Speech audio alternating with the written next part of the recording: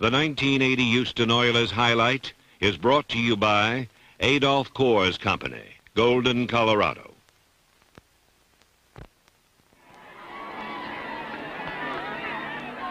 The AFC wild card game, the Houston Oilers and the Oakland Raiders. Injuries to Leon Gray and Ken Burrow would not prevent the Oilers from realizing their Super Bowl dream.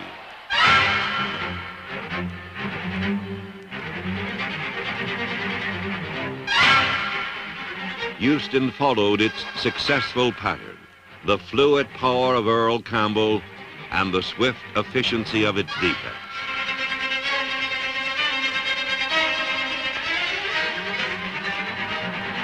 Follow D! Come on, Doctor! Let's go, D! Come on, big play, let's go, Sam!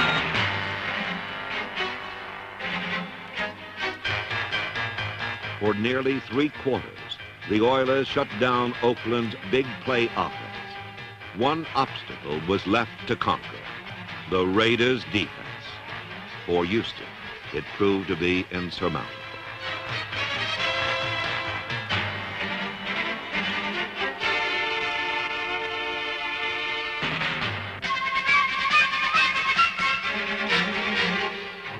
Lester Hayes' interception was the final blow. The Oilers had fallen for the 3rd consecutive season, each time to the eventual Super Bowl champion. This was no consolation for a team whose dream had been denied once more.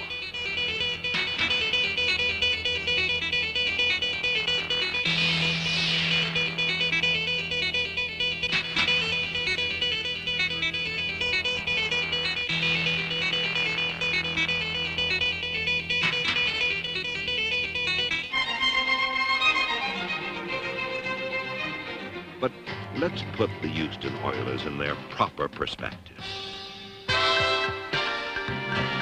We are talking about one of pro football's finest teams. The Oilers are the only team in the AFC to make the playoffs in each of the last 3 seasons.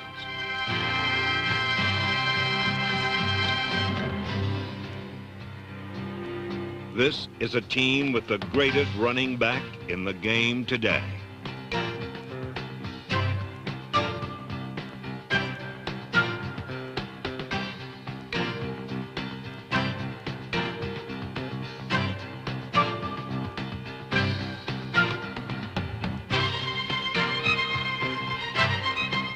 This is a team with a veteran quarterback, wise in the ways of winning, and a defense as strong as any in the league.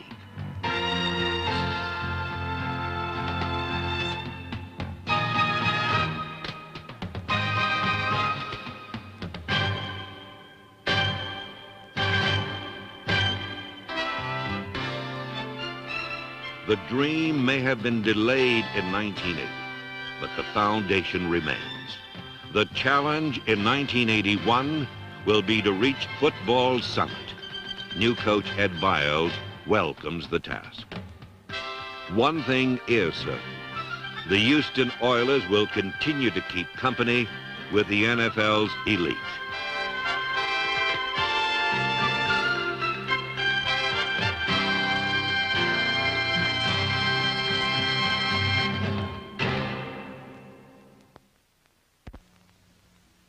Taste the high country, taste the high country.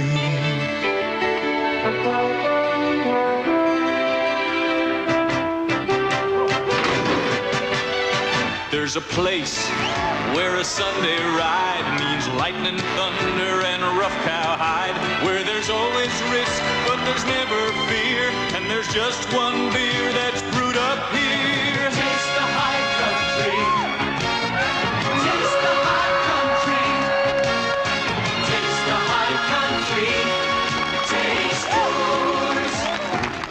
Once you taste the high country, no downstream beer will do. Coors is brewed with pure Rocky Mountain spring water and its own special high country barley. It's no downstream beer. It's no city beer. It's Coors. Taste the high country. Climb up to Coors.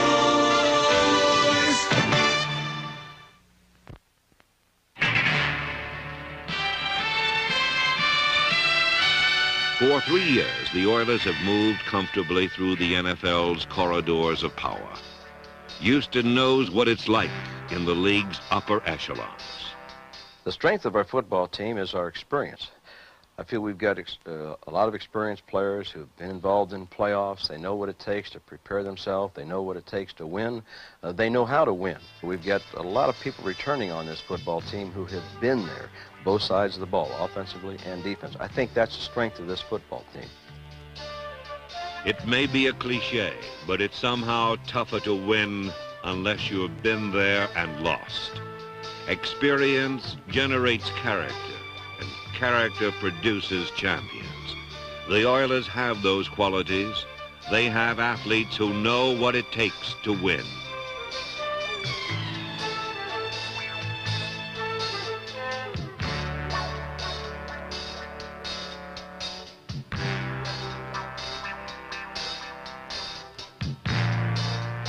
Tim Wilson, Ronnie Coleman, Rich Castor, Rob Carpenter, Angelo Fields, Boobie Clark, Carl Roaches. All role players. Players willing to sublimate their individual skills to make the team better. You don't win without them, and the Oilers have them.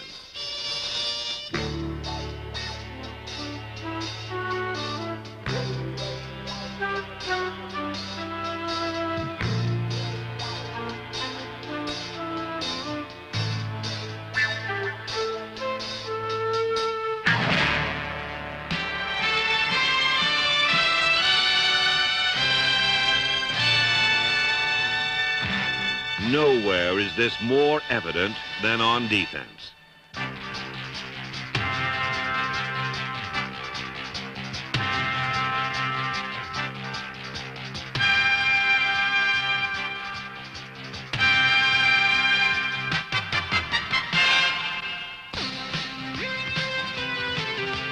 In an era of increasing specialization, it takes more than 11 starters to stop opposing offenses.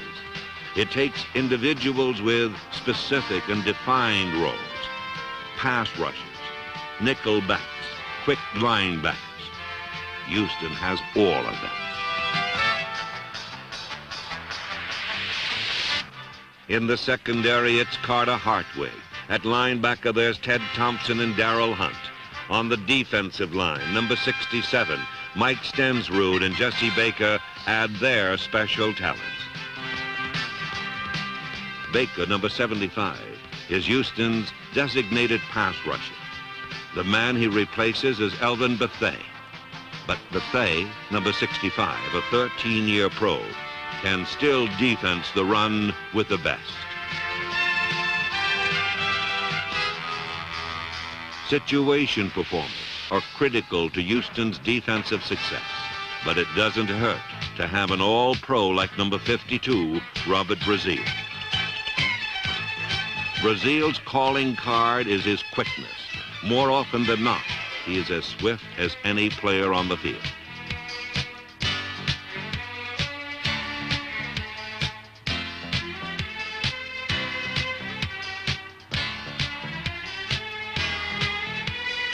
Another Pro Bowl performer in 1980 was cornerback Greg Stemrick, number 27.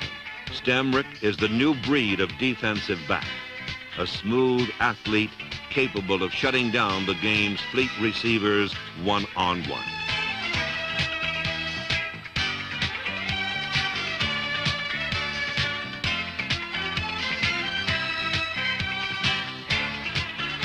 While Stemrick made the Pro Bowl, any member of Houston's secondary is good enough to make that same claim. Vernon Perry, Mike Reinfeldt, and number 33, J.C. Wilson, complete a unit as strong as any in football.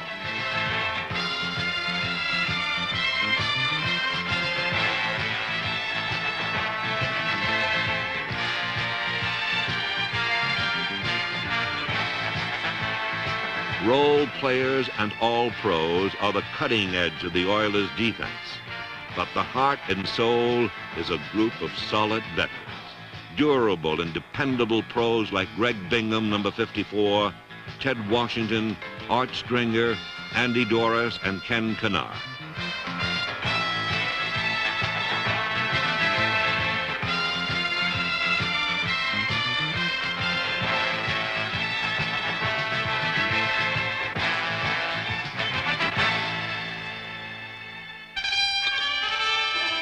On a Thursday night in Houston, in front of a national television audience, the Oilers' defense composed a masterpiece.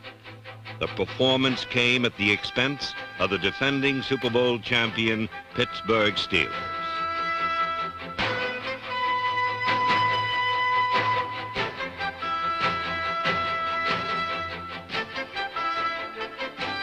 Like a knockout punch, Houston's defensive strength was beautiful to watch.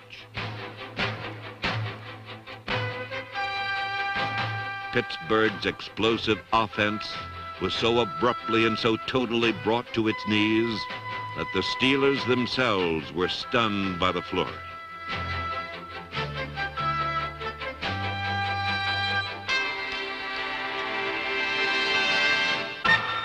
It was a game that also featured the punting of Cliff Parsley.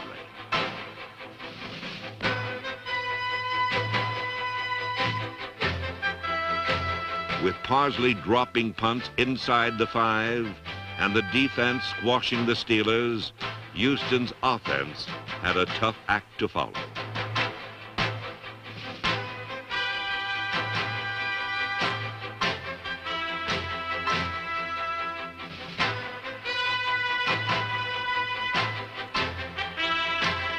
The Oilers produced just enough offense to set up 2 Tony Frisch field goals as Houston wrecked the Steelers 6-0.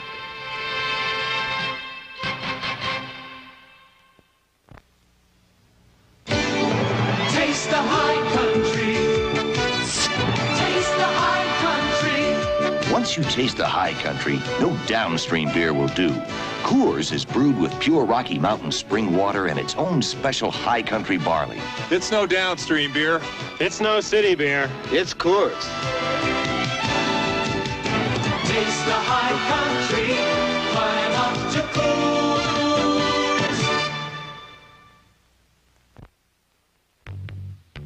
Some have suggested that the passing revolution has escaped the Oilers' attention. Earl Campbell is Houston's offense, claim the critics. And, they continue, pro football in the 1980s will be shaped by sleek wide receivers, not pulverizing backs and powerful tight ends.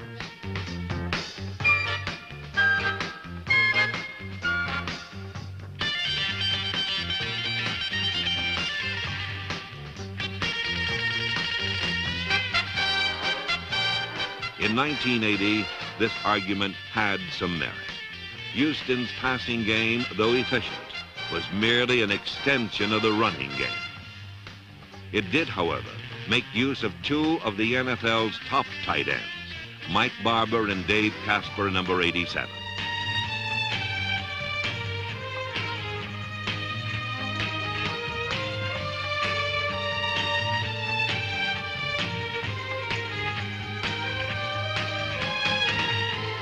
Casper is the best in the game at his position, an Adonis who defines what tight end play is all about.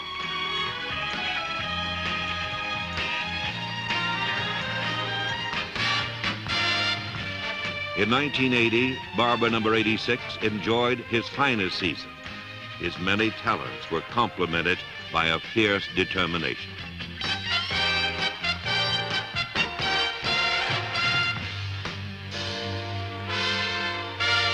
But things will be different in 1981.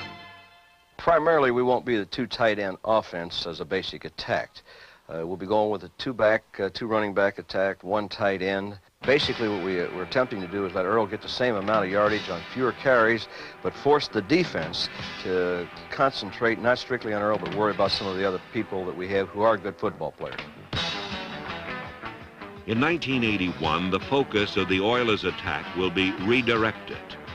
The offense will no longer be conservative, deliberate, and ultimately predictable.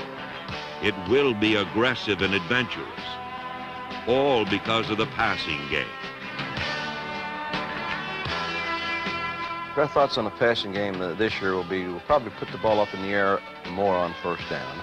I think when we get into the scoring area, we had difficulties last year when we hit the 20, 25-yard area of getting the ball in the end zone. I think you'll find us putting the ball in the air a little bit more there.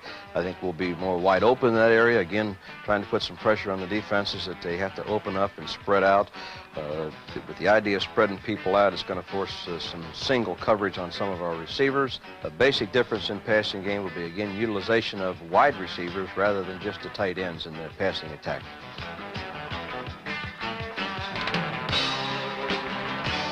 The sleek athletes on the borders of the field will have their say in Houston in 1981. Mike Renfro, a healthy Ken Burrow, and Rich Castor will become main men as the Oilers soar into the new season with an impelling new offensive approach.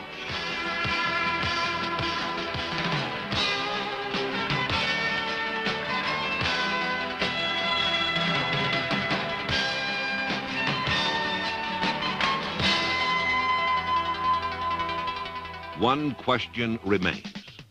Who will be the quarterback? The veteran Ken Stabler, the starter last season, or the younger Gifford Nielsen?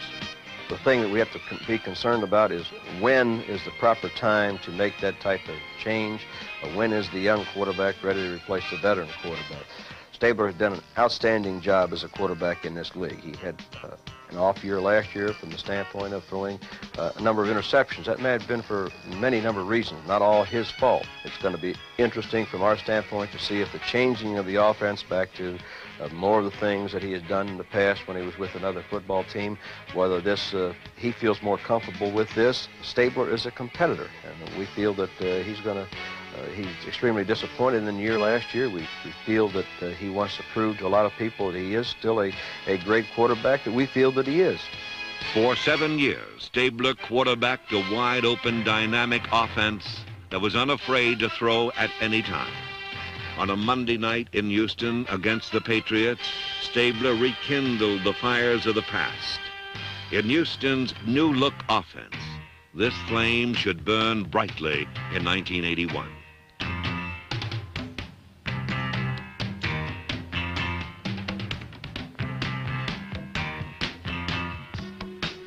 This was the kind of game Stabler loves to play. Both teams threw often and well.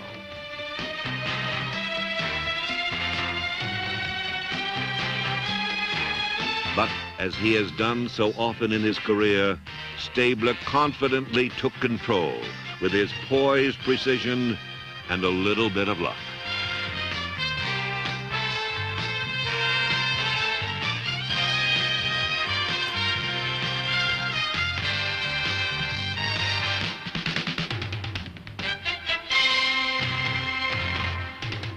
With a game plan matched to his talent and personality, Stabler can still be a dominant quarterback, capable of winning through the air. With a passing game more prominent in 81, the snake may be on the loose again.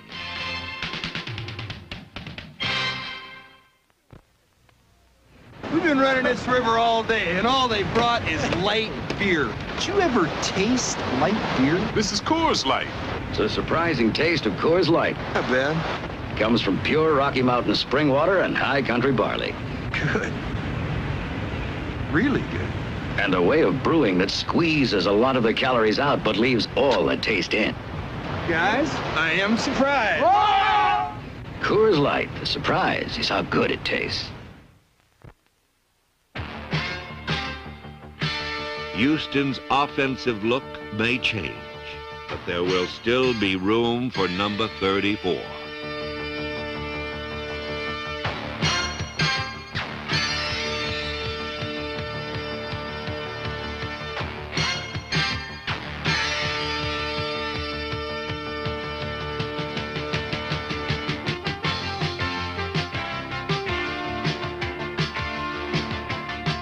Earl Campbell is simply the best there is in the game today.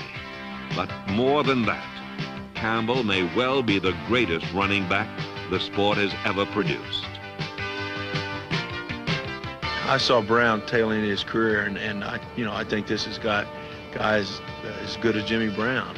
He's a strong man, very strong. I think that's the key to his whole game is his strength. He don't look that big, but I tell you one thing, when they try to tackle him, they find out.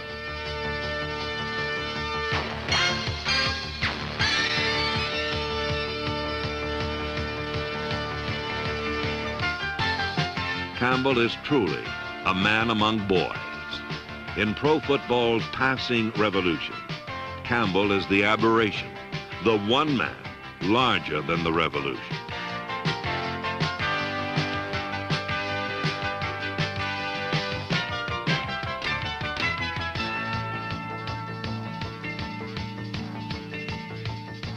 The Campbell soup line helps make it all possible. Mock, Young, Towns, Heyman, Fisher, and All-Pro Leon Gray.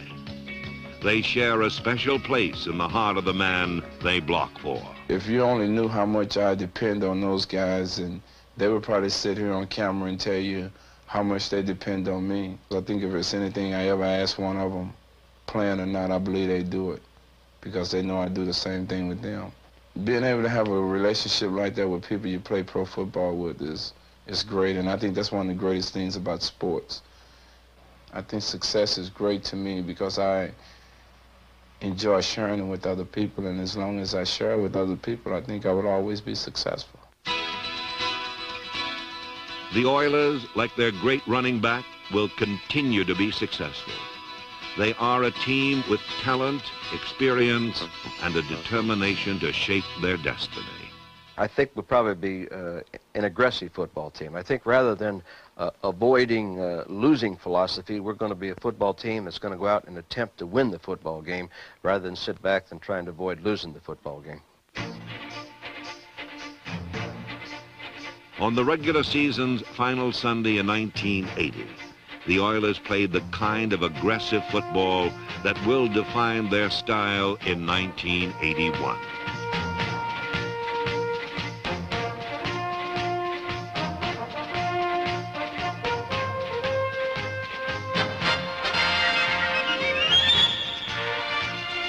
Earl Campbell rushed for over 200 yards for the fourth time in 1980.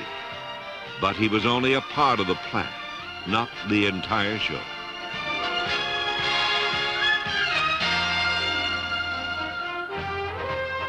An Oiler defense as strong from top to bottom as any in the league shut down the NFC's best passing game, intercepting 4 passes.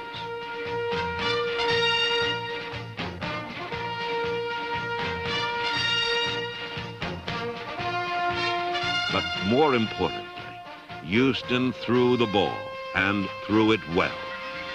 On this day against Minnesota, the offense was not one-dimensional. It was varied, sharp, and finally more effective.